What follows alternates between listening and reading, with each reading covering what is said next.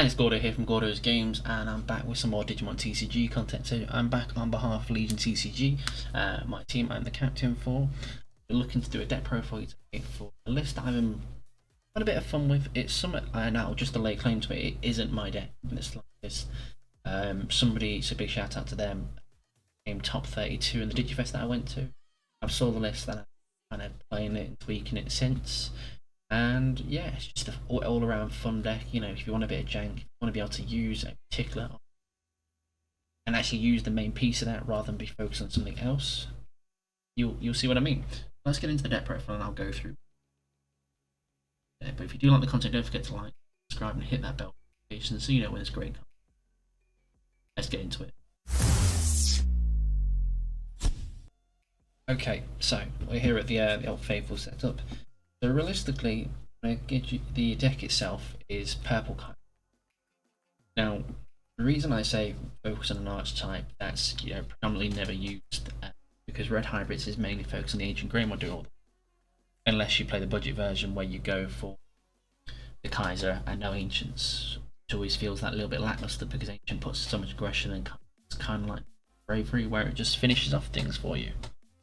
So after seeing this, I wanted to play into the deck that actually focus on Kaiser being the winning piece. So here it is. So X-wise, we play 4 Demi Mirror. The reason being because Kaiser is literally made to work in purple, but it was printed in red. It's all about getting things in trash, and I know red can swing, be destroyed by battle, go to trash, but you don't necessarily have enough economy within red to get all that pressure as quick to fill for that win con. So Kaiser's always like Bond of Bravery comes towards the end and it's literally just the last poke and finish. So run 4 eggs, you don't need any more than that. You could run the Pagomon, which is on deletion. Mill 2 or something like that. Rookies, this is the deck gets janky from here. So rookies we play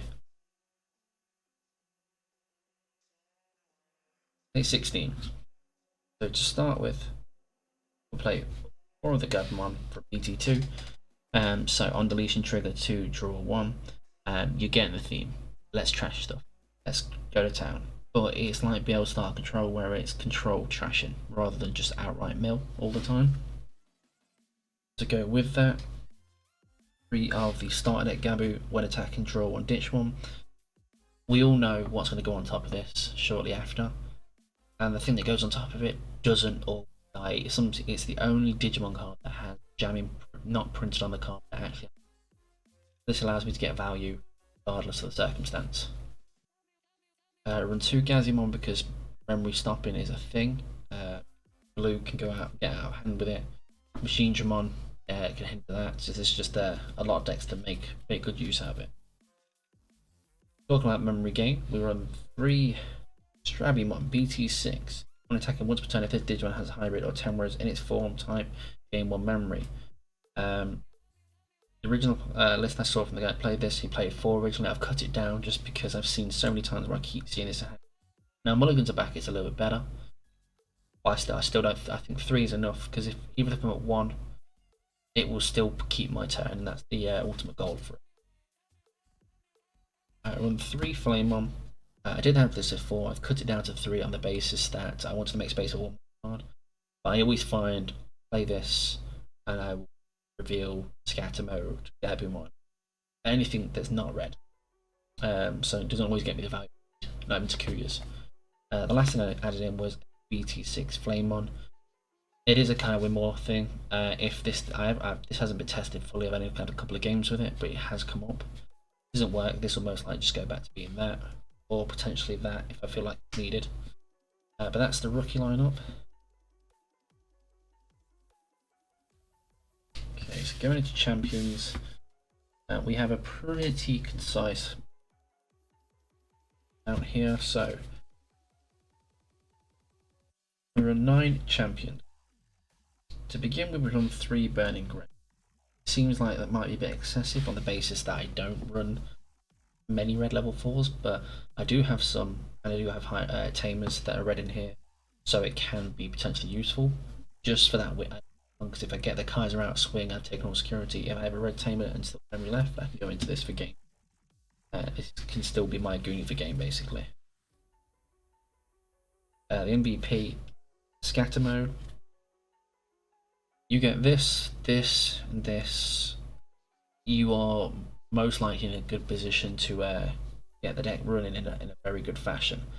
You're going to draw all the things you want, ditch the things to get its effect in place.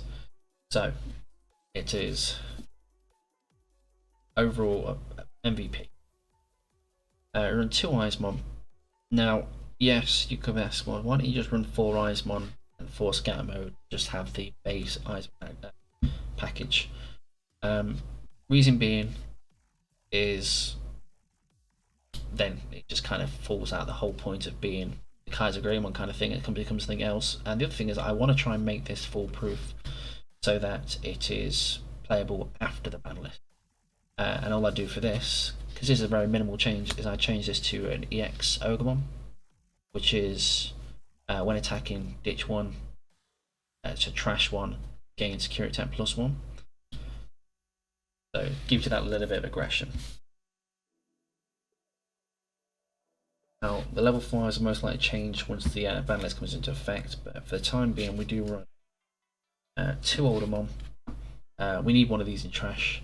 I did have more of this, but I never see myself digivolve into it very often, so I've gone down to 2.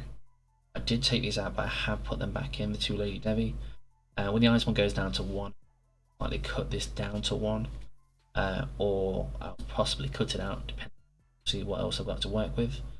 But the whole thing is, you swing with scatter mode, it dies, you play out an Eismon, then you can go this on top of it, and cycle even more cards. It's all about just literally cycling, and self settled for big win cons. Speaking of win cons, the main piece of the deck, 4 Kaisergreymon. Not only is it a great looking card, its effect, sadly in this meta, is short lived. I'll be honest. There's a reason it's not. This doesn't do as much overall across the board because nobody blocks, or there is no blockers. So giving him an effect that lets him unsuspend for his blocked and gain memory back, great. Can you people play, please? Who knows? You might see more relevance going into future sets, whereas you actually do get more normalized decks and are a thing. But at this point, it's all about his blitz and then using the effects of all this off Takuya, really extend your turns. So you get the Strabbies underneath it, you can gain them at retain turn. Get your Flamemons under it, so if it dies, you get to play out Takuya. You get your Orders under it, so no security options activate. So you swing for 2 checks at 14 majority of the time, actually all the time. And then after that, the real pushes for the game is we run 2 Blitz. Now, I did have this as a Susano. I don't feel like it agrees with the deck.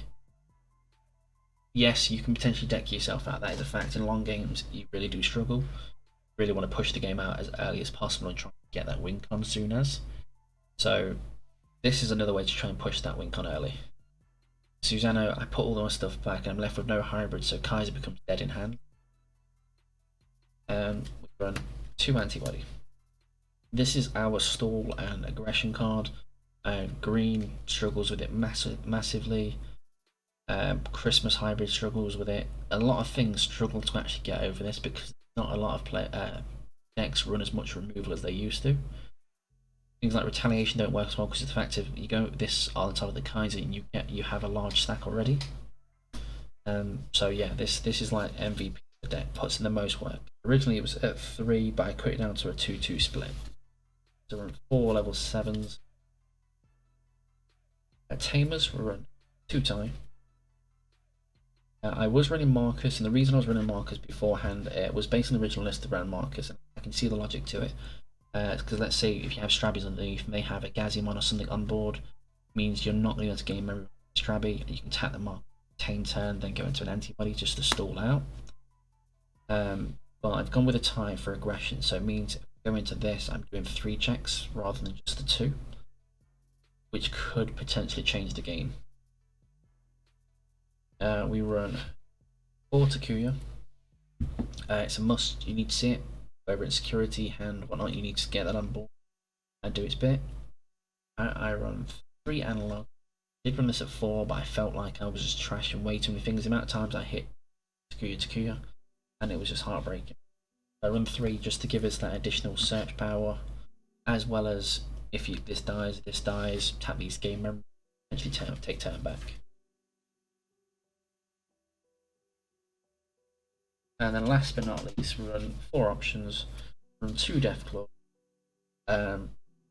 Scatter mode doesn't want to die. Pop it and pop on the level 4s. Good card. It's also removal from security as well, and that's all we need. And then we run 2 short alerts. Realistically, if I could find space to put in more things like Calling for Darkness and Deathclaw and that, because the amount of time my scatter mode just doesn't want to die, I would, but I just struggle for space otherwise, and I feel like you need some removal to answer when things are going bad. So these aren't literally just the answer I'm looking for. But that's the deck. As I said, the overall kind of stacks you're looking to kind of pull out on this one is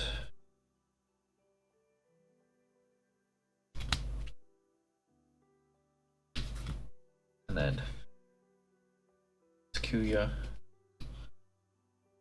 That, let's say you're on 2 or whatnot, so we're on 2, go down to pass turn over to them, swing, gain turn back, go to 1, and then we have the alternate. So depending if you need a last swing, or if you need to stall out for multiple attacks to come in your way. So that is the ideal game plan. And your starting hands, you want to see Gabus, you want to see scatter modes, you just want to go ham with absolutely trash in the world. Cannot afford to do anything else. That is your whole game plan. I did try Labras in here, but as from testing myself and other people testing, because a few people from my locals test it as well, it doesn't come up enough because you just can't afford to play down the Labra. And if you're playing against blue, for instance, you're just giving them license to absolutely abuse you, basically. But that's the deck. Let me know your thoughts in the comments. If you do like the deck, do more of it. Don't forget to step by at Gordo's Games. We do Monday locals at 7 o'clock GMT time. But yeah, thanks for stopping by at Gordo's Games. Let's get digital, let's get going, and thanks for stopping by for this profile.